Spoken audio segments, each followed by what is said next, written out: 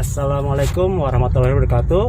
Sahabat Alaminia Channel yang dirahmati Allah Subhanahu wa taala. Jumpa kembali dengan kami di channel yang baru, yaitu channel Abu Abdirrahman Al-Hajami Channel. Saat ini kami sedang dalam perjalanan mengantar saudara kami, ustadz kami, adik kami, yaitu Ustadz Amru Ikhwan. Ya, ada saya di sini, ada di samping saya ada Ustadz Abdirrahman.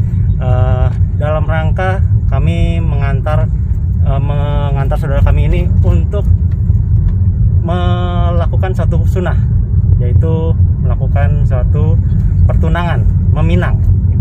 Nah, dalam hal ini apa dan bagaimana sunnahnya dalam hal pertunangan ini, waktu dan tempat kami persilakan Ustadz Abu Abdirrahman. Baik, bismillahirrahmanirrahim. Assalamualaikum warahmatullahi wabarakatuh, sahabat Alaminia Channel. Dan sekarang kita beralih ke Abu Abdirrahman Al-Hajami Channel yang insyaallah dirahmati Allah Subhanahu wa taala. Alhamdulillah pada siang bahkan menjelang zuhur ini, Masya Allah, kita satu mobil, ya, ada beberapa teman di luar sana juga, insyaallah akan mengantarkan adik kita, anak kita, saudara kita, ya, Ustadz Amru Ikhwan untuk berkhitbah atau kita kenal dengan meminang atau melamar secara syariat, ya. Kalau kita kembali kepada kitab, ianya merupakan salah satu sunnah Nabi Muhammad SAW. Bahkan sangat dianjurkan dalam banyak hadis. Nabi Muhammad SAW sangat menganjurkan untuk itu, dan ada aturan main di dalam khitbah tersebut. Di antaranya yang diriwayatkan oleh Al-Imam Abu Daud dalam sunannya, Nabi Muhammad SAW mengatakan, apabila salah seorang kalian ingin melamar seorang wanita, seorang perempuan, maka hendaknya melihat dulu, nadar. Nah, saya tidak tahu nih, Ustadz Ikhwan, Amru Ikhwan sudah nadar, sudah melihat apa belum? Nanti beliau akan menjelaskan sendiri. Nah, di antara salah satu sunnahnya adalah dalam melamar itu boleh dilakukan sebelumnya adalah nadar, untuk melihat. Untuk apa, kata Rasulullah? Supaya ada sesuatu yang semakin menarik hati kita untuk bisa melanjutkan jenjang berikutnya, yaitu khitbah kemudian akad. Apakah cuma laki-laki yang disunahkan untuk menadar? Enggak, perempuan juga demikian. Masya Allah. Ya kan, kalau cuma laki-laki yang melihat senang, ternyata perempuannya melihat kita tidak senang, ada sesuatu yang tidak sesuai, dia boleh untuk menolak. Nah, itu sunnah Rasulullah. Sehingga Jabir bin Abdullah radhiyallahu anhu beliau mengatakan dalam riwayat Abu Daud ini, saat aku melamar seorang perempuan dari Bani Salamah, aku mencuri-curi pandang, ya, mencuri-curi pandang seorang sahabiah yang dilamar tersebut. Dan setelah aku melihat ada beberapa bagian yang saya semakin senang, semangat untuk menikahinya, dan saya melanjutkan kepada jenjang berikutnya. Nah, inilah tujuan syariat, dan banyak sekali dalam hari-hari terkait mengenai hal tersebut. Tetapi ada juga larangan atau aturan main dalam khitbah. Di antaranya, kita tidak boleh melamar seorang perempuan yang sudah dilamar oleh orang laki-laki sebelum kita, kecuali jika sudah jelas bahwa lamaran tersebut telah batal alias tidak diterima lamarannya. Nggak boleh juga melamar seorang perempuan dalam kondisi masih iddah, juga tidak diperbolehkan, dan juga aturan-aturan yang lainnya. Nah, itulah mungkin sekilas, ya, tentang khitbah atau melamar dalam pandangan syariat. Kalau kita kembali kepada kitab. Begitu, Haris Mumin. Baik, nah, terima kasih banyak jazakallahu khair Ustadz Abdirrahman yang kita kita muliakan. Nah, berikutnya kita sekarang menuju kepada saudara kita, Ustadz Amru Ikhwan. Kita tanya sekarang perasaannya gimana sih, gitu kan? Ini ya kan, ini pernikahan yang keberapa, gitu kan? Ya, kita tanya. Yuk, saudara Amru Ikhwan, perasaan antum soalnya ini yang keberapa ini? Agak malu juga sih nyebutinya. Kurang keras. Jangan malu. Iya, agak malu. Ya, ini yang ketiga, ya. Yang keempat. Bukan. Istri yang keempat. Bukan, maksudnya proses melamar yang keempat. Oh, yang keempat. Berarti 3 kali gagal, ya? 3 kali gagal. Gimana perasaannya sekarang nih? Karena udah terbiasa, ya, 3 kali gagal, ya biasa-biasa aja sih. Lah, kemarin pas proses melihat itu tadi Ustadz bilang, sampaikan melihat dulu nadar, ya. Gimana?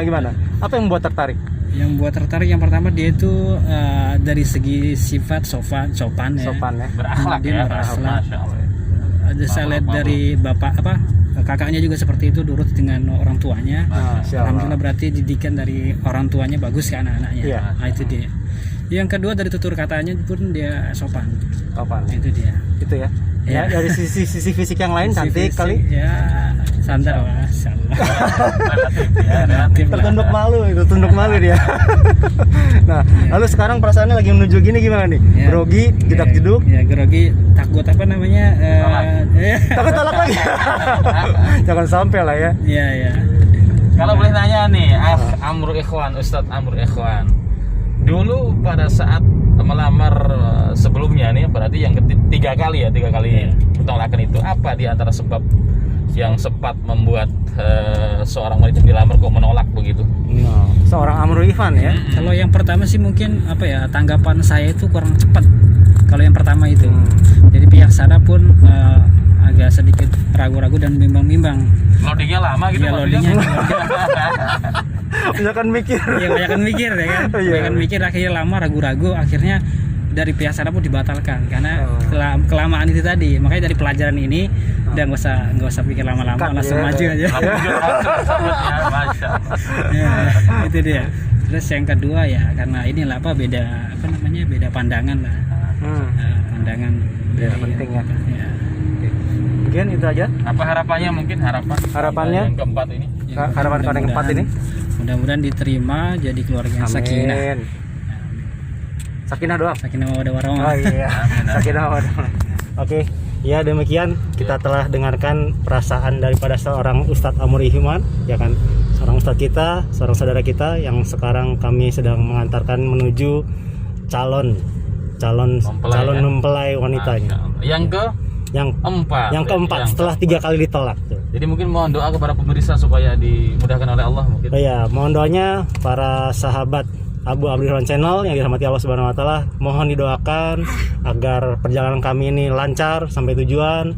Lalu di sana pun diterima, nggak ditolak lagi jadi keempat kan.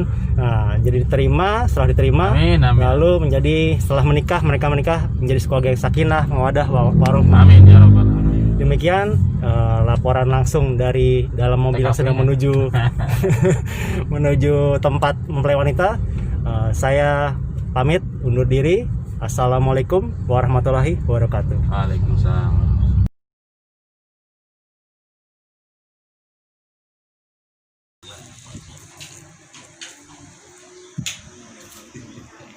Jauh kita ngomong jadi ini merupakan nikmat yang besar. Assalamualaikum warahmatullahi wabarakatuh. Nah, setelah tadi kita mengikuti prosesi proses melamar seorang calonnya daripada Ustadz Amru Ikhwan, sekarang kita tanya komentar beliau ya, bagaimana setelah itu terlaksana gitu. Yes. Bagaimana setelah itu terlaksana Ustadz Amru? Ya alhamdulillah sih. Komentarnya. Tadi ketika mau masuk ke kediaman mempelai perempuan itu sempat deg-degan juga karena mereka itu banyak keluarga gitu. Sedangkan saya cuma sambut satu kombi ya. Sempat deg-degan, panas dingin sampai nggak makan zaman mereka itu sampai nggak ketelan gitu. Bukan datang ngatur siasat atau jurus katanya. Ya, banyak doa di situ, akhirnya lama-lama alhamdulillah dikasih kelancaran sebagaimana yang ya diinginkan ya. Alhamdulillah ya. Nah, kira-kira itu nanti setelah itu kapan akad nikahnya tadi? Akad nikahnya sih tadi ditentukan tanggal 25 Februari ya. Jadi dikasih waktu seminggu. Tapi bisa jadi maju ya. Iya, bisa jadi maju. Ya, harus adanya ada itu.